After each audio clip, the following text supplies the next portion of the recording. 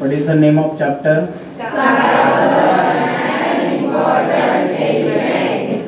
Okay, carbon and important element. Carbon and important element, इससे तो पता चलता है कि कार्बनिक एलिमेंट है. What is the symbol of carbon? Okay. Atomic number? Electronic configuration? Electronic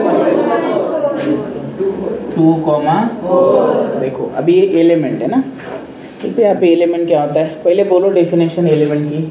carbon को एलिमेंट क्यों कहा जाता है? What is mean bye element? हम किसे एलिमेंट बोलते हैं?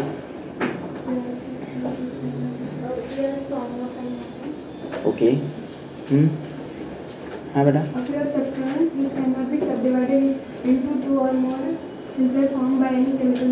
वेरी गुड, एक्सलेंट बोला, करेक्ट है. हम उसे डिवाइड कर सकते हैं क्या उस एलिमेंट को? वो प्योर होता है इनप्योर होता है?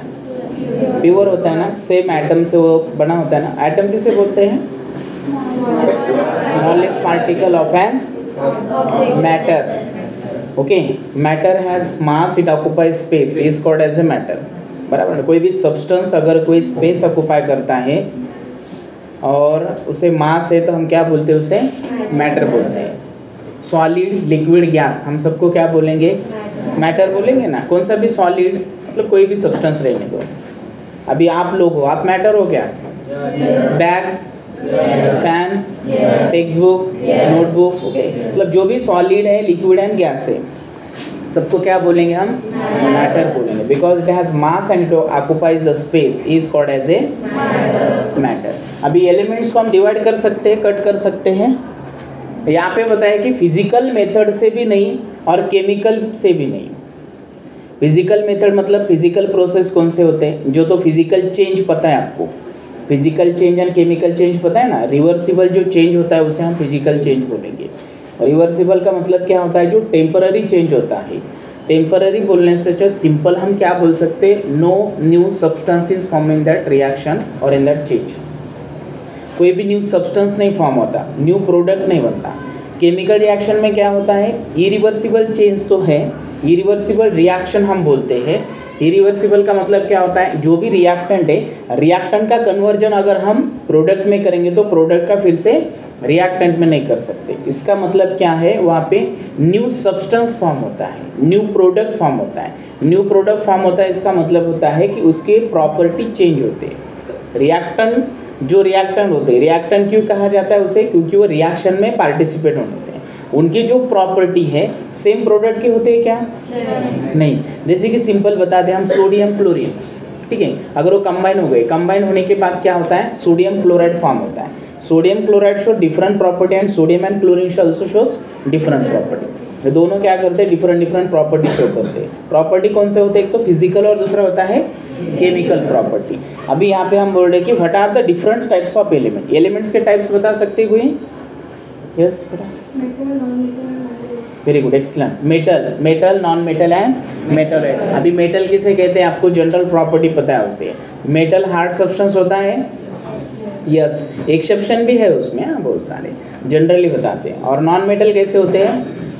मेटल गुड कंडक्टर होते हैं. Yes, metal can conduct the heat and electricity also because metal having free electron, that's why it conduct the electricity. Non metal do not conduct electricity, but there is a graphite, exception is there. Graphite is a non-metal, but it can conduct electricity. Why? Because the graphite having a free electron. Allotrope of carbon है actually वो, पता है ना? Diamond and graphite allotrope of carbon है ना वो diamond electricity conduct नहीं करता, वो बैड कंडक्टर है. लेकिन ग्राफाइट क्या करता है? इलेक्ट्रिसिटी कंडक्ट करता है. क्यों? क्योंकि उसके पास क्या होता है? फ्री इलेक्ट्रॉन होते हैं. डिफरेंस देखेंगे हम आगे, क्योंकि अरेंजमेंट जो होती है ना कार्बन की, जैसे कार्बन के पास 4 एम्पीयर इलेक्ट्रॉन है, जिसे देख रहे हैं आप लोग. ग्राफाइट में क्या होता है? Carbon share only this 3 electron. एक वैसे ही एज इट इज होता है. Now this free electron can conduct the electricity. Diamond में क्या होता है? ये चारों इलेक्ट्रॉन शेयर करते हैं. शेयरिंग ऑफ इलेक्ट्रॉन होते हैं. शेयरिंग ऑफ इलेक्ट्रॉन से कौन सा बॉन्ड बनता है दोस्तों? इक्वल शेयरिंग ऑफ इलेक्ट्रॉन से कोवैलेंट बॉन्ड बनता है. Okay, equal sharing of electron between 2 atom. 2 atom के बीच में जो इक्वल शेयरिंग ऑफ इलेक्ट्रॉन होती है वहाँ पे बॉन्ड फॉर्म होता है, वो होता है कोवैलेंट. और आयोनिक बॉन्ड कैसे होता है? Transfer of electron from metal to non metal. Electronic reaction में पार्टिसिपेट होते हैं, लेकिन बॉन्ड जो फॉर्म होता है वो डिफरेंट है, दोनों में डिफरेंट है। आयोनिक भी अलग है। आयोनिक बॉन्ड मतलब वहाँ पे फोर्स ऑफ अट्रैक्शन होता है मेटल एंड नॉन मेटल के बीच में, उसे हम इलेक्ट्रोस्टैटिक फोर्स ऑफ अट्रैक्शन बोलते हैं। बहुत ज़्यादा फोर्स ऑफ अट्रैक्शन होता है, वो स्ट्रॉन्ग बॉन्ड होता है। अगर हम उसे ब्रेक करना चाहते हैं तो जल्दी से ब्रेक नहीं होता, it require more amount of energy. If you want to break the covalent bond we can easily break, it require less amount of energy as compare to ionic bond. क्योंकि covalent bond कैसे बनता है, sharing of electron, electron की क्या होती है, sharing होती है। कोई भी दो एटम के बीच में यहाँ पे जो बॉन्ड फॉर्म होता है, कितने इलेक्ट्रॉन यूज होते हैं इसके लिए, 2, बराबर है। ये मान लो अभी अब कार्बन ले लेता हूँ, मतलब एक इलेक्ट्रॉन और ये वाला एक इलेक्ट्रॉन, 2 इलेक्ट्रॉन से एक बॉन्ड फॉर्म होता है। What is mean bye bond, it is a attractive force which binds 2 और मोर एटम्स टुगेदर। एक से ज़्यादा क्या होता है यहाँ पे एटम्स होल्ड करके रखते हैं with the help of bond, bond से होता है। चलो आगे मेटल के प्रॉपर्टी हम देख रहे थे। Metals are good conductor because metal having a free electron, okay, और non metal do not conduct electricity because they having no any free electron. Exception छोड़ गया जो ऐसे बता दिया अभी ग्राफाइट का। Metal shows malleable property. Malleable property means we can make thin sheet, उसकी हम थिन शीट बना सकते हो, मेटल की बना सकते हैं, नॉन मेटल की शीट नहीं फॉर्म कर सकते। उसके बाद एक डक्टाइल प्रॉपर्टी है, उसे हम डक्टिलिटी भी बोलते हैं। डक्टिलिटी मतलब क्या होता है, मेटल कैन कंडक्ट इलेक्ट्रिसिटी क्या, no, we can make thin wire. Metal से हम थिन वायर बोलते हैं, थिन वायर बना सकते हैं। इसे हम कौन सी प्रॉपर्टी शो करते हैं, बोलेंगे मेटल को, डक्टिलिटी। मोस्ट डक्टाइल मेटल बोल सकते हैं। एग्जाम्पल अभी इस क्लास में प्रेजेंट है, जो भी मेटल है मोस्ट डक्टाइल ना, मेटल मेलेबल प्रॉपर्टी शो करते हैं, डक्टाइल प्रॉपर्टी शो करते हैं, मतलब डक्टिलिटी। लेकिन जो मोस्ट डक्टाइल है वो अभी भी क्लास में प्रेजेंट है, कॉपर नहीं, नो, वुड है, मेटल, मेटल मोस्ट डक्टाइल है वो, क्या metal, I am talking about the metal only. Copper, no बेटा, बताओ। वो ज़्यादा करके अभी आपके पास नहीं, गर्ल्स के पास होगा। ओह, देखा ना आपने, सिर्फ बोला गर्ल्स के पास लगे। अगर मैं खाने की चीज़ कोई बता तो पानी पूरी, वैसे होगा। गोल्ड मोस्ट डक्टाइल है। 1 ग्राम से हम कितना किलोमीटर बना सकते पता है क्या, 2 किलोमीटर तक उसकी 3 वायर बना सकते, इतना वो डक्टाइल है। वायर, वायर पता है। चलो, मेलेबल हो गए, डक्टाइल हो गए, हैविंग गुड कंडक्टर हो गया। Generally metals having a high melting and boiling point. Metal का मेल्टिंग बॉइलिंग पॉइंट क्या होता है, हाई होता है। और सबसे लास्ट एक प्रॉपर्टी है सोनरस, जो आपके स्कूल में देखी जाती है। सोनरस मतलब सोनरस, हाँ, नाम में आवाज़। टेम्पल में जाते हो कभी, गलती से अगर गए तो भी सुनाई देगा आपको, ठीक है। नहीं तो स्कूल में होती है, स्कूल में बजती है ना बेल, हाँ, सोनरस प्रॉपर्टी। लेकिन वो अच्छी तरह से प्रॉपर्टी बस स्कूल छूटने के टाइम पे सुनाई देती है। अच्छी मॉर्निंग में भी बजती, लेकिन वो टेंशन वाली होती है ज़्यादा, क्योंकि आप इस बेल बजे जैसे असेंबली के लिए खड़े रहें, इधर हो जाओ, उधर हो जाओ, हाइट वाइज खड़े रहो, ऐसा ये बहुत टेंशन है ना। लेकिन अगर वही बेल स्कूल छूटने टाइम, देखो हाँ, बेल वही है, आदमी बजाने वाला वही है, लेकिन सवेरे मॉर्निंग में सुनाई देता है तब अच्छा नहीं, और जब स्कूल छूटती तब खुशी, इतनी खुशी होती है कि आँख में से आंसू नाक में से बहने लगती है। कार्बन, मेटल, नॉन मेटल के प्रॉपर्टी समझ में आए। मेटलॉइड क्या होते हैं दोस्तों, metalloid it shows both property, metal as well as non-metal. It shows both property, metal as well as non-metal. Very good. वो दोनों की प्रॉपर्टी शो करते हैं, मेटल के भी प्रॉपर्टी शो करते हैं और नॉन मेटल की भी करते हैं। यहाँ पे एक नेक्स्ट क्वेश्चन है, what remains behind the complete combustion of any organic compound. सबसे पहले हम देखते हैं ऑर्गेनिक किसे बोलते हैं, ऑर्गेनिक कंपाउंड क्या है, किसे बोलेंगे organic. The substances which are directly और indirectly obtain from plants and animal is called as a organic. जो भी चीज़ें हमें डायरेक्टली और इनडायरेक्टली प्लांट से मिलते हैं या एनिमल से मिलते हैं, मतलब लिविंग थिंग से मिलते हैं, उसे हम क्या बोलेंगे? ऑर्गेनिक बोलेंगे। तो एग्जांपल बता सकते हैं? तो सब्सटेंस जो डायरेक्टली और indirectly obtain from plants and animal, बोलो एग्जांपल। ओके, और जो भी लिविंग थिंग से मिलता है, प्लांट से या एनिमल से, तो वो जो सब्सटेंस है, वो सब्सटेंस जब हम बर्न करते हैं, कंप्लीटली कंबशन बताया, तो बर्न करने के बाद लास्ट में क्या बचा रहता है? क्या रहता है वहाँ पे? वेरी गुड, क्या रहता है? छोटा सा नन्हा सा प्यारा सा अपना कार्बन रहता है, बराबर है ना? ओके, ऑर्गेनिक समझ में आया? The substance which are directly और indirectly obtain from plants and animal, जो भी चीज़ें हमें प्लांट से और एनिमल से मिलते हैं, लिविंग थिंग से, तो हम उसे क्या बोलेंगे? ऑर्गेनिक बोलते हैं। कंपाउंड, ऑर्गेनिक कंपाउंड कहा जाता है। Compound, what is the compound? When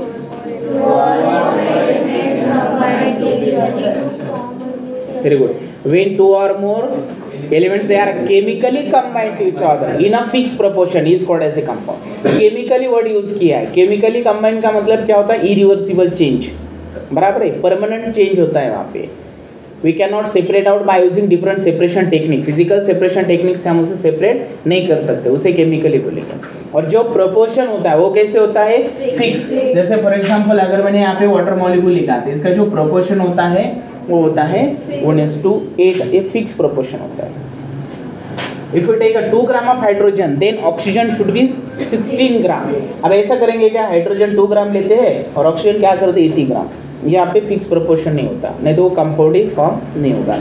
चलो, व्हाट टाइप ऑफ कार्बन, चलो कार्बन के बारे में देखते हैं। कैसा है कार्बन? बेचारा बेचारा बेचारा है ना। चलो, now this atomic number of carbon is 6, atomic number which is indicated by letter Z, बराबर है ना? एटॉमिक नंबर कौन से लेटर से इंडिकेट करते हैं? Z से करते हैं। और एटॉमिक मास नंबर A से करते हैं। So what is mean by atomic number? Number of proton is called as atomic number. Number of proton is called as atomic number. Proton कहाँ होते हैं एटम के अंदर? न्यूक्लियस में होते हैं ना? Okay, atom consists of what? Nucleus. Nucleus contain proton and neutron and electron revolving around the nucleus. अभी देखो ये Z एटॉमिक नंबर है 6 है। आउटर मोस्ट सेल में यहाँ पे 4 अनपेड इलेक्ट्रॉन है। अभी देखो कार्बन क्या करेगा? मेटल मतलब जैसे इलेक्ट्रॉन डोनेट करते हैं, बराबर है ना? कितने तक डोनेट करते हैं? मैक्सिमम कैपेसिटी कितनी मेटल की डोनेट करने की? 3 तक है। 1 अगर if any metal having a 1 unpaired electron in their outermost shell, it can donate. 2 also donate और 3 donate। 4 है तो डोनेट करेगा क्या? चलो कंसीडर करो, मान लो कार्बन ने अगर 4 डोनेट कर दी, 4 इलेक्ट्रॉन। हाँ, अभी ये 6 है, 2,4 मैंने लिख दिया। यहाँ पे नंबर ऑफ प्रोटॉन कितने हैं? 6। इलेक्ट्रॉन कितने हैं? 6, है ना?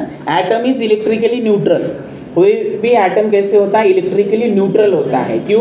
क्योंकि number of proton is equal to the number of electron. Neutron के ऊपर तो कोई चार्ज नहीं है, उसे सिर्फ मास कैलकुलेट करने के लिए क्या करते हैं? कैलकुलेट करते हैं। मतलब A is equal to P plus L, proton is equal to 6, electron is equal to 6। अभी देखो यहाँ पे जब ये कार्बन इलेक्ट्रॉन डोनेट करेगा, डोनेट करने के बाद कार्बन के ऊपर 4+ चार्ज आएगा ना, तो कैसे आता है? यहाँ पे देखो प्रोटॉन कितने हैं दोस्तों? 6। इलेक्ट्रॉन कितने रह गए? यहाँ पे सिर्फ 2 ही बचते हैं, बराबर। टोटल इलेक्ट्रॉन कितने थे कार्बन के पास? 6। प्रोटॉन भी 6 थे। अगर कार्बन ने 4 इलेक्ट्रॉन डोनेट किए, डोनेट करने के बाद उसके पास इलेक्ट्रॉन 2 ही बचते हैं ना, 4 देते 2 ही बचते हैं। ये स्टेबल होता है क्या? नहीं, कार्बन 4 इलेक्ट्रॉन डोनेट नहीं कर सकता। चलो मान लो कार्बन ने अगर गेन कर दिया तो C4 माइनस, ये माइनस प्लस क्यों आता है? कैसे आता है पता ना? क्योंकि 4+ क्यों लिखा? एक्स्ट्रा प्रोटॉन है ना उसके बाद, इसलिए 4 लिखा है। 4 इलेक्ट्रॉन तो डोनेट कर दिए, बराबर है नहीं? तो इसके पास क्या होता है? प्रोटॉन एज इट इज है ना, 6 एज इट इज है, 2 इलेक्ट्रॉन है बस खाली, 4 एक्स्ट्रा इलेक्ट्रॉन है उसके पास ज़्यादा है, ये इंडिकेट करता है। ये प्लस चार्ज एटम के ऊपर आता है कब आता है? जब वो इलेक्ट्रॉन डोनेट करता है तब। कितने डोनेट किए ये भी समझ में आता है। जैसे यहाँ पे मैंने Na+ लिखा और यहाँ पे सिर्फ Na लिखा, या दोनों में डिफरेंस देखो। सोडियम के पास नंबर ऑफ प्रोटॉन 11 है, इलेक्ट्रॉन भी कितने? 11 है। अगर Na+ है तो यहाँ पे प्रोटॉन 11 है, इलेक्ट्रॉन 10 है।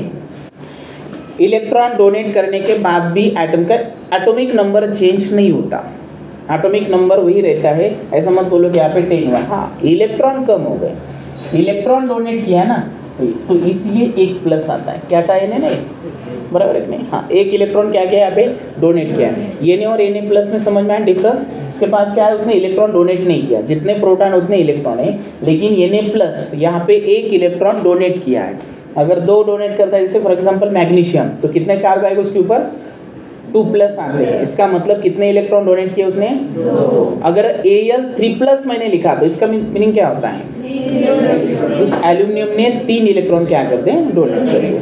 ओके, C4- अगर, तो यहाँ पे प्रोटॉन 6, प्रोटॉन कभी चेंज नहीं होते, तो इलेक्ट्रॉन कितने हो गए बेटा, पहले तो 6 है और फिर से क्या किया उसने 4, तो 10। ये भी होता है क्या, नहीं। इसलिए कार्बन कभी डोनेट नहीं करता और इलेक्ट्रॉन और गेन ही नहीं करता। कार्बन सिर्फ क्या करता है, इलेक्ट्रॉन का शेयरिंग ऑफ इलेक्ट्रॉन होते हैं। अगर कार्बन इलेक्ट्रॉन शेयर करता है तो इसीलिए उसे क्या बोलेंगे, मेटल है का नॉन मेटल बोलते हैं, फिर नॉन मेटल। तो कार्बन कौन है, carbon is a non metal. अभी नॉन मेटल के प्रॉपर्टी पता है, अभी जो हम डिस्कस किए थे। ओके, कार्बन ही नॉन मेटल है, क्यों, क्योंकि कार्बन क्या करता है, इलेक्ट्रॉन शेयर करता है। इलेक्ट्रॉन शेयर करने वाला भी कौन होता है, नॉन मेटल। गेन करने वाला इलेक्ट्रॉन भी, और जो इनर्ट गैसेस है पता है ना, helium, neon, argon, krypton, xenon, radon, all are also non metal. Non metal है ना, कौन से ब्लॉक में आते हैं पीरियोडिक टेबल में,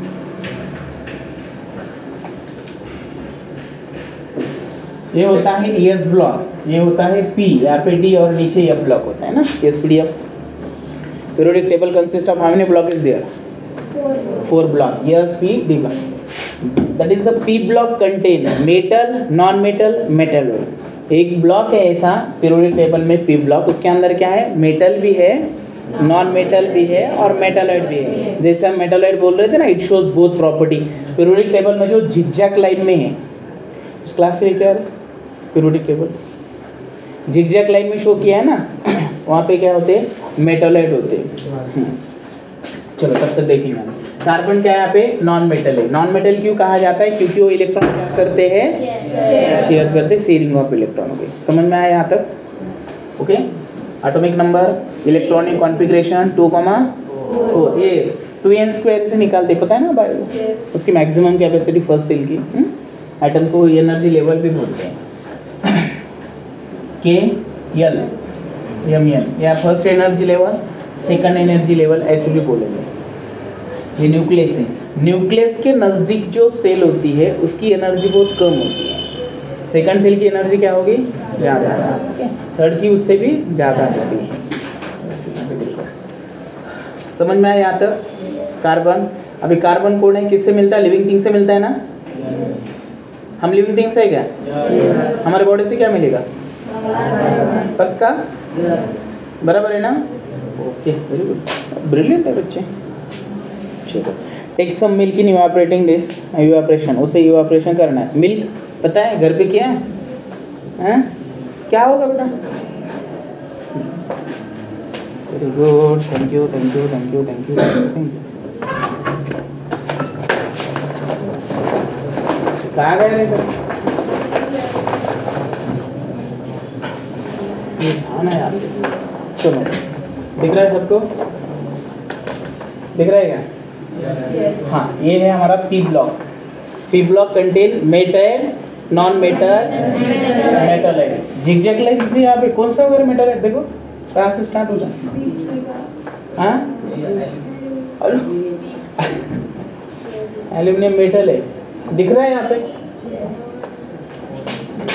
सिलिकॉन है, आर्सेनिक, टेलुरियम, ये सेलेनियम भी है। ये कौन है सब, because it shows both property. ये कौन सा ब्लॉक है, group 1 and 2 metal. Hydrogen non metal है, वो आप पे दिया है ना, वो रेड कलर, ये देखो जो गैसियस फॉर्म में होते हैं वो रेड कलर के बताए यहाँ पे सब दिख रहा है। नाइट्रोजन कौन है, oxygen, fluorine, helium, neon, argon, krypton, xenon, radon, all are a. Body का राजा नहीं, 1 मिनट के ये कहाँ गया है इधर। हाँ, thank you, thank you, thank you. चलो, ग्रुप 1 2 कहाँ तक एलिमेंट्स लेना है? 40 50 पक्का? बोलते एक बार, क्लोज करो पीरियोडिक टेबल। चलो बोलो।